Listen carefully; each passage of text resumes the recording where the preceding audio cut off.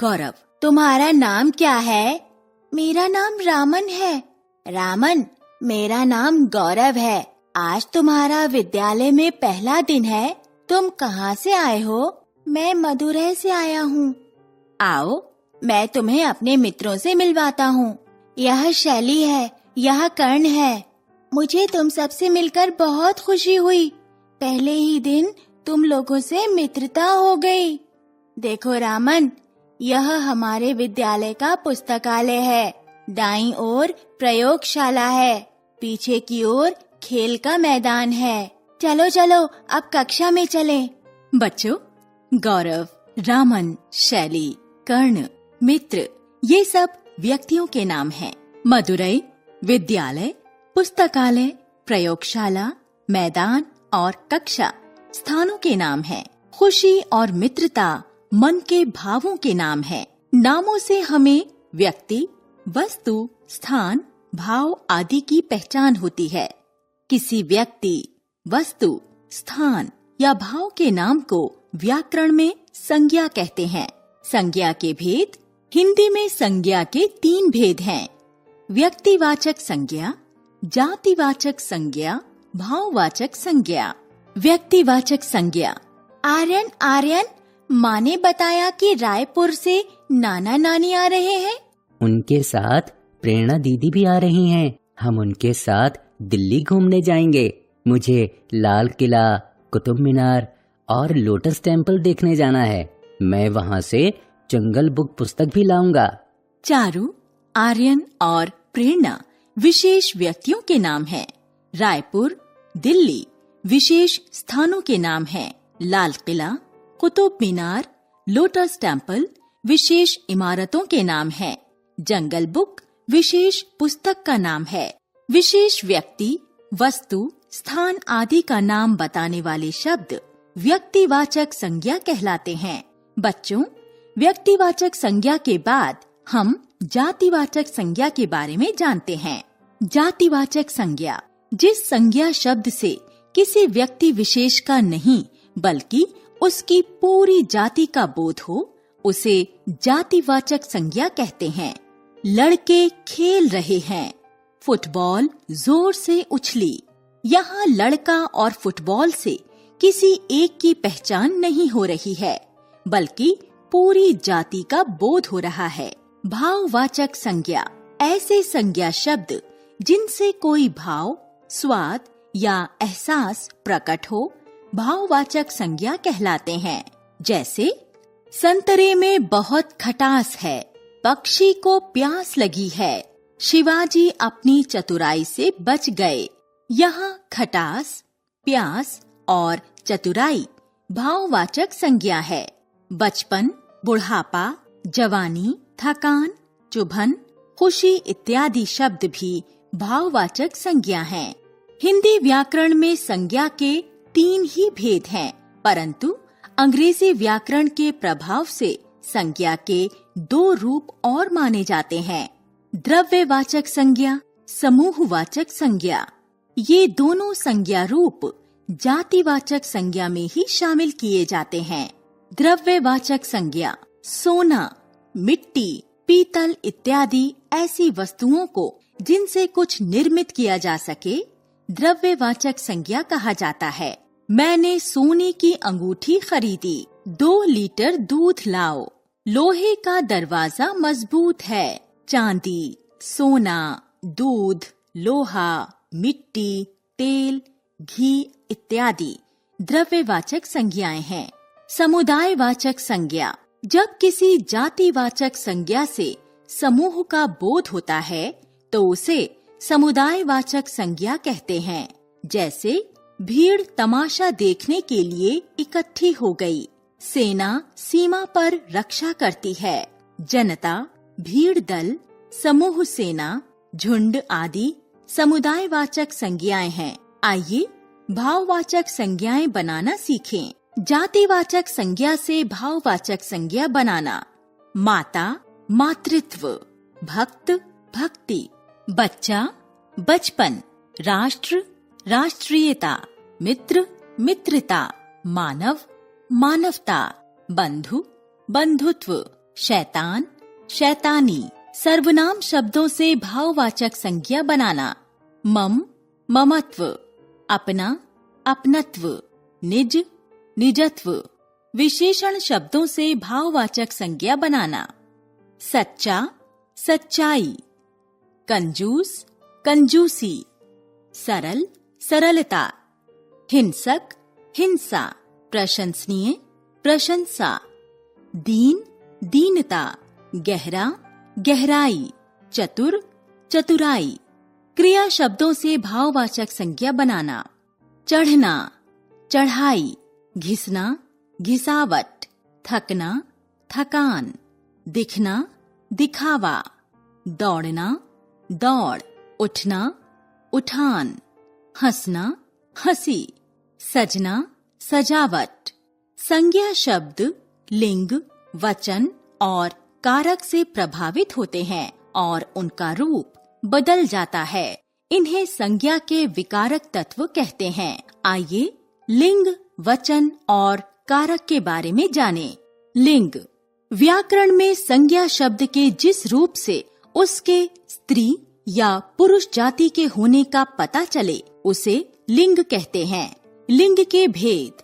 हिंदी भाषा में लिंग के दो भेद होते हैं, पुल्लिंग और स्त्रीलिंग। पुल्लिंग शब्द के जिस रूप से उसके पुरुष जाति के होने का बोध हो उसे पुल्लिंग कहा जाता है। सेठ जी ने नौकर को इनाम दिया।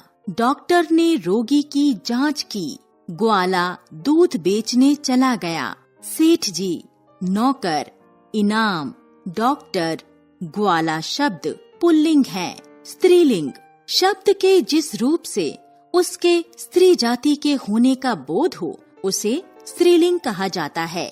बकरी हरी घास खा रही है। चूहिया बिल में घुस गई। बालिका नृत्य करेगी। इनमें बकरी, घास, चूहिया और बालिका शब्द स्त्रीलिंग हैं।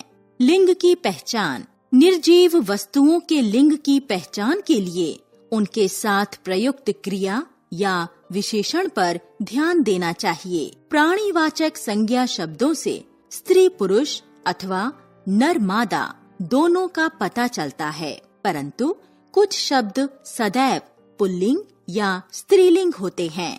जैसे नित्य पुल्लिंग शब्द देशों के नाम भारत, चीन, नेपाल, अमेरिका। पर्वतों के नाम हिमालय, सतपुड़ा, अरावली। सागरों, महासागरों के नाम अरब सागर, हिंद महासागर। दिनों के नाम सोमवार, मंगलवार। धातुओं के नाम सोना, पीतल, तांबा। चांदी स्त्रीलिंग है। द्रव्य पदार्थों के नाम पेट्रोल, डीजल, पानी, दूध, दही। अकारांत शब्द मच्छर, खटमल।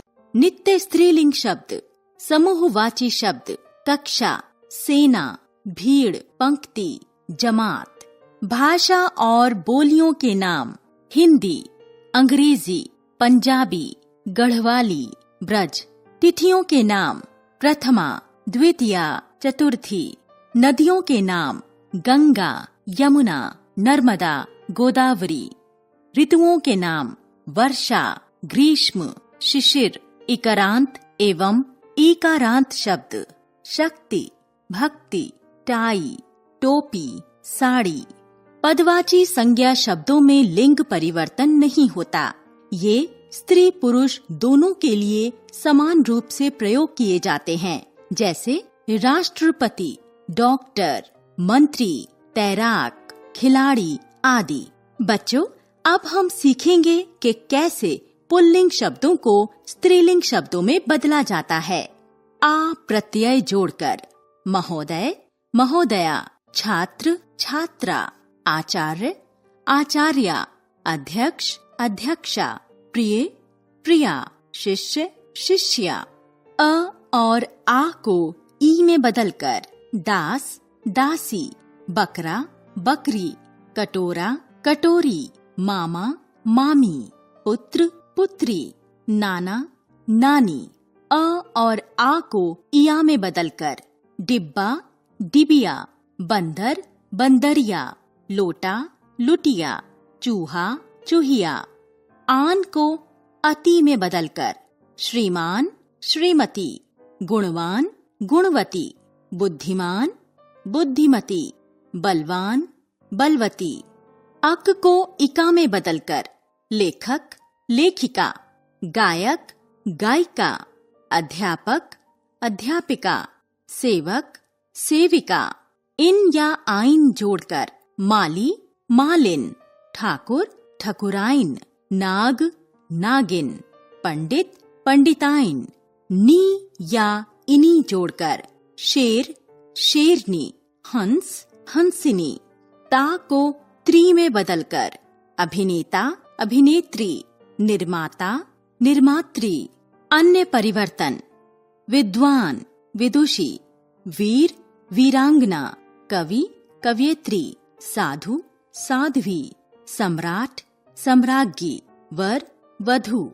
बच्चों, आपने जाना कि किस प्रकार संज्ञा शब्दों पर लिंग का प्रभाव पड़ता है। अब आपको बताते हैं कि वचन किसे कहते हैं और संज्ञा पर इसका क्या प्रभाव पड़ता है।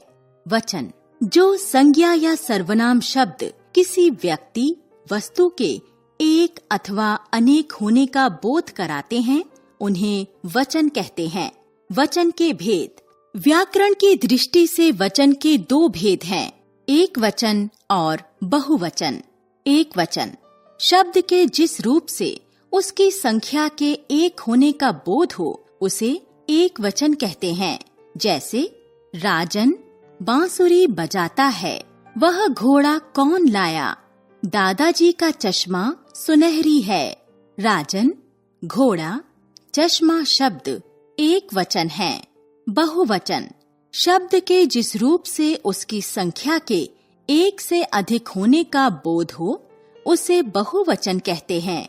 जैसे आकाश में तारे टिमटिमा रहे हैं, बच्चे पढ़ रहे हैं। कबूतर गुटर गूं कर रहे हैं। तारे, बच्चे, कबूतर एक से अधिक हैं। यह हमें वाक्यों की क्रिया से पता चला। अक्सर आदर के लिए बहुवचन का प्रयोग किया जाता है। माताजी बच्चे को समझा रही हैं। नेताजी भाषण दे रहे हैं। माताजी और नेताजी एक वचन है, परंतु आदर देने के लिए उनके लिए बहुवचन का प्रयोग किया गया है। वचन की पहचान। संज्ञा, सर्वनाम, विशेषण एवं क्रियापदों से भी हम वचन को पहचान सकते हैं। लड़कियां बुनाई कर रही हैं, बहुवचन। कुत्ता डरकर भाग गया, एक वचन। इनमें संज्ञा से वचन का पता चल रहा है। तू घर कब जाएगा, एक वचन। वे कल मिलेंगे, बहुवचन। इनमें सर्वनाम से वचन का बोध हो रहा है। दादी मीठा खरबूजा लाईं, एक वचन। ये सारे आम खट्टे हैं, बहुवचन। इनमें विशेषण शब्द वचन की पहचान करा रहे हैं। हिरन भाग रहा है, एक वचन। आज भी बाजार खुले हैं, बहुवचन। इनमें क्रियापद वचन को बता रहे हैं। कुछ शब्द सदा बहुवचन में ही प्रयोग किए जाते हैं। जैसे आंसू निकल गए, हस्ताक्षर हो गए, प्राण पखेरु उड़ गए। पुलिस, जनता और भीड़ जैसे समुदायवाचक शब्द एक वचन की तरह प्रयोग किए जाते हैं। जातिवाचक संज्ञाएं दोनों रूपों में प्रयोग की जाती हैं। जैसे गाय चर रही है, गायें चर रही हैं। बच्चों, अब तुम्हें बताते हैं कि शब्दों को एक वचन से बहुवचन में कैसे बदला जाता है। स्त्रीलिंग शब्द के अंत में आने वाले अ को ऐ में बदलकर रात, रातें, बात, बातें, पुस्तक, पुस्तकें, मेज, मेजें। पुल्लिंग शब्द के अंत में आए आ को ए में बदलकर कुत्ता, कुत्ते, घड़ा, घड़े, कपड़ा, कपड़े, घोड़ा, घोड़े, पकौड़ा, पकौड़े। स्त्रीलिंग शब्द के अंत में आए आ में ऐ जोड़कर दिशा, दिशाएं, महिला, महिलाएं, अध्यापिका, अध्यापिकाएं, शिला, शिलाएं। स्त्रीलिंग शब्दों में ई को इया में बदलकर तिथि, तिथियां, जाति जातियाँ, नदी नदियाँ, मछली मछलियाँ, टोपी टोपियाँ, नीति नीतियाँ। स्त्रीलिंग शब्द के अंत में आए या में चंद्र बिंदु जोड़कर गुड़िया गुड़ियाँ, चिड़िया चिड़िया, डलिया डलियाँ। स्त्रीलिंग शब्द के अंत में आए उ को उए में बदलकर वस्तु वस्तुएं, ऋतु ऋतुएं, वधु वधुएं, धातु धातुएं। स्त्रीलिंग शब्दों के साथ गण जन या वृंद जोड़कर अध्यापक अध्यापक गण, भक्त भक्तजन, गायक गायक वृंद। अब हम जानेंगे कारक के बारे में कि कारक किसे कहते हैं, कारकों के कितने भेद हैं और इनका संज्ञा पर प्रभाव किस प्रकार होता है। कारक संज्ञा या सर्वनाम का क्रिया से संबंध बताने वाले शब्द कारक कहलाते हैं। यदि कारक चिन्ह न हो अथवा बदल दिए जाएं, तो क्रिया से संज्ञा या सर्वनाम का संबंध पता नहीं चलेगा। कारक के भेद। कारक के 8 भेद हैं। नीचे की तालिका में इन कारक भेदों के परसर्ग दिए जा रहे हैं। कर्ता कारक ने, कर्म कारक को, करण कारक से, संप्रदान कारक को के लिए, अपादान कारक से अलग होने का भाव, संबंध कारक का, के, की, रा, रे, री, अधिकरण कारक में, पर, संबोधन कारक हे, अरे, ओ। आइए सभी कारकों के बारे में विस्तार से जानें। कर्ता कारक। कर्ता का अर्थ है काम को करने वाला। वाक्य में संज्ञा या सर्वनाम के जिस रूप से काम को करने वाले का पता चले उसे कर्ता कारक कहते हैं। जैसे मालिक ने नौकर को आवाज दी। यहाँ मालिक आवाज देने का कार्य कर रहा है, इसलिए संज्ञा मालिक कर्ता कारक है। अब इसी बात को अलग ढंग से देखते हैं। मालिक नौकर को आवाज दे रहा है। यहाँ विभक्ति चिन्ह नहीं है, फिर भी कर्ता कारक मालिक ही है। कर्म कारक। वाक्य में होने वाले कार्य का प्रभाव जिस संज्ञा या सर्वनाम पर पड़ता है उसे कर्म कारक कहते हैं। जैसे माँ खाना बना रही है। कर्ता माँ द्वारा बनाना क्रिया का प्रभाव खाने पर पड़ रहा है, अतः यहाँ कर्म कारक हुआ। जब वाक्य में क्या, कहाँ आदि के उत्तर मिले तो कर्म कारक होता है। करण कारक। वाक्य में जिस संज्ञा या सर्वनाम के सहयोग से कार्य किया गया है उसे करण कारक कहते हैं। जैसे छात्र पेन से लिख रहा है। यहाँ पेन के सहयोग से कार्य हो रहा है, अतः पेन करण कारक है। संप्रदान कारक। जिस संज्ञा या सर्वनाम के लिए काम किया जाए उसे संप्रदान कारक कहते हैं। पिताजी बच्चों के लिए उपहार लाए। क्रिया बच्चों के लिए की गई, इसलिए बच्चे संप्रदान कारक हैं। अपादान कारक। जब संज्ञा या सर्वनाम किसी चीज से अलग होने का भाव प्रकट करें तब अपादान कारक होता है। जैसे स्टेशन से गाड़ी चली। यहाँ स्टेशन से गाड़ी अलग हो रही है, अतः स्टेशन अपादान कारक है। अन्य कारकों के बारे में जानने से पहले हम यहाँ करण और अपादान कारक तथा कर्म और संप्रदान कारक में अंतर समझेंगे। करण कारक और अपादान कारक में अंतर। करण कारक तथा अपादान कारक दोनों की विभक्ति से है, परंतु दोनों में अंतर है। करण कारक में से विभक्ति क्रिया के साधन को बताती है, जबकि अपादान कारक में से विभक्ति अलग होने का भाव दर्शाती है। बच्ची गेंद से खेल रही है। साधन को बताने के कारण करण कारक। कछुआ नदी से बाहर निकला। अलग होने के भाव के कारण अपादान कारक। कर्म कारक और संप्रदान कारक में अंतर। कर्म कारक और संप्रदान कारक दोनों की विभक्ति को है, परंतु कर्म कारक में को क्रिया का फल कर्म पर दिखाता है, जबकि संप्रदान कारक में को विभक्ति से कुछ देने या करने का भाव पता चलता है।